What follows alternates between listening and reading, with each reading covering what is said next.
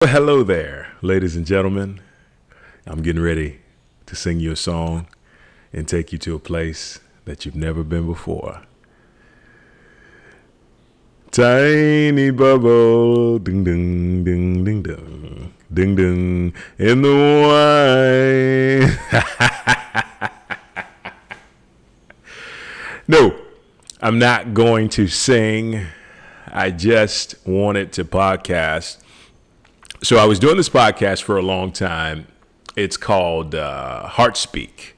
And Heart Speak was basically me not planning anything, not having any type of structural organization, because what I desired, what I wanted was to just allow spirit to reveal to me something that needed to be talked about. And so Heart Speak was invented because, it's just speaking from the heart. And so this is fun because this was kind of like inspirational improv, because I had no idea what I was going to say. I had no idea, no structure whatsoever, but it was so good because when there's no structure, you find that you have to be open to what's coming through. You have to be open. So I'm going to take a deep breath and I'm just going to start chatting about what wants to come through from spirit. Ready? All right.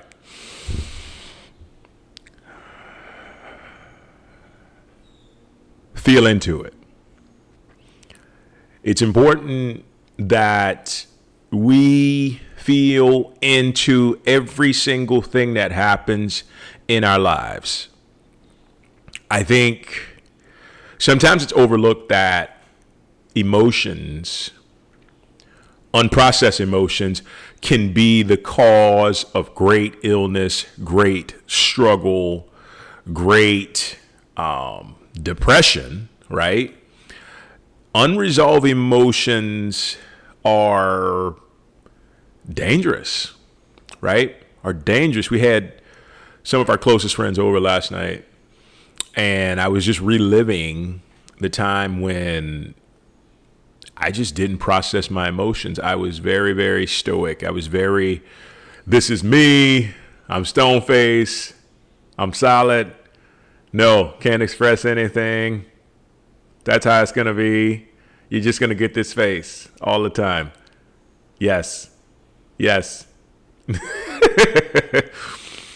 I couldn't express myself.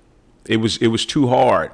And the hardest part about it was coming into this world as an empath and feeling everything and crying like a baby, and even as a little kid, and then having numerous people,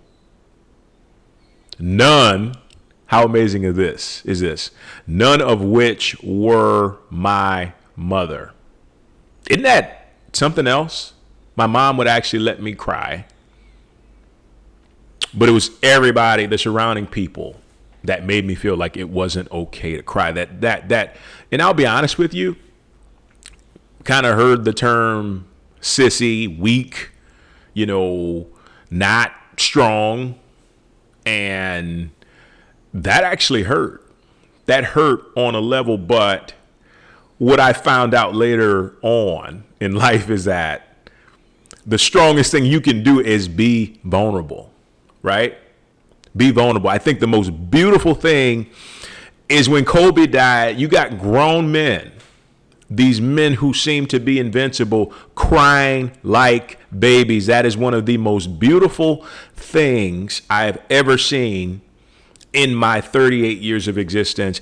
And the reason why is because that's how it's supposed to be, right? A sign of strength is being able to wear your heart on your sleeve. If something pisses me off, I may not go punch people out, but I'm going to take a walk and I say, God damn it, piss me off.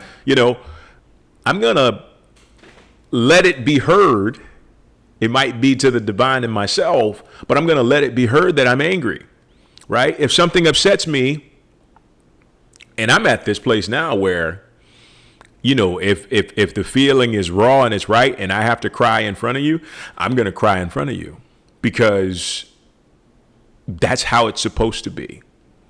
And getting back to my childhood, I look back and I think of like all the times I just bursted out into tears because I would feel something so strong that it would just move me to tears.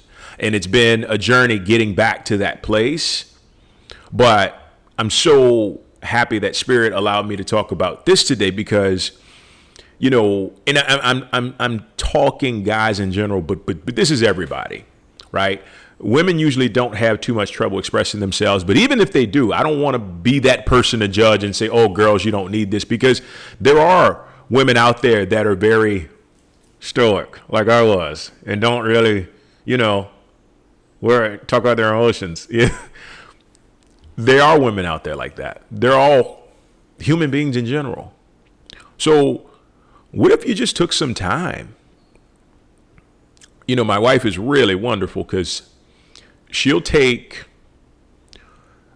a whole day to just process things, to like meditate, to connect, to go within. I'll do it a lot, but I'll do it sporadically when I'm not doing other things. But I hadn't gotten to the place where I probably need to do that, where I just take an entire day and just dedicate it to all that good stuff. But she's really good, because she will process everything that she's feeling and everything she wants to connect with. And I've seen like such a transformation in her by doing that. But I'm just thinking to myself, what if we just took half an hour, 20 minutes, whatever works for you, it can be 10 minutes, to just feel into something, right? Just feel into something. We were having dinner last night with some of our new closest friends. We just absolutely love them. And as the entire dinner is happening, I'm just feeling into the experience, right? I'm feeling into the experience. And it's because what I want you to know is that you don't always have to just necessarily feel into the bad experiences, but feel into your joy. And it created so much joy, right? I was posting the other day on Facebook, one of my best coaches, because he just never allowed me to get complacent. I didn't spend much time with him, but the season that I did have, Coach Rodney Luke was his name.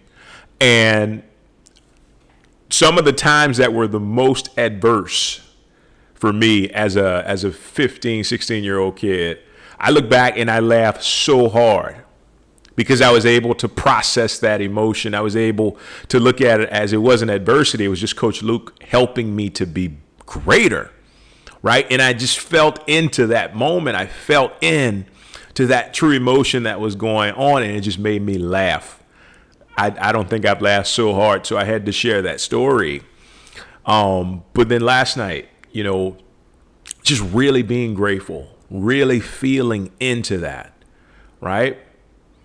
One of my favorites, the thing that I've really, because my MO is kindness, compassion, and love, period. Kindness, compassion, and love. And compassion is my favorite, because I really feel like people can feel compassion when you're feeling it inside and you're feeling it towards them.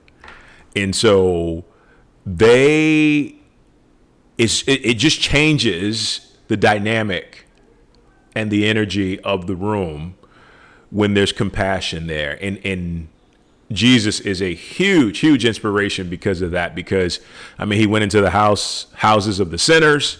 He went down into the pit. He went everywhere you can think of and didn't change how he treated people. That's the most amazing, terrific thing that I've ever seen. He didn't change how he treated people. It was always compassion. It was always love when it came to Jesus Christ. And so that's a bit of an inspiration, but not to be too long-winded.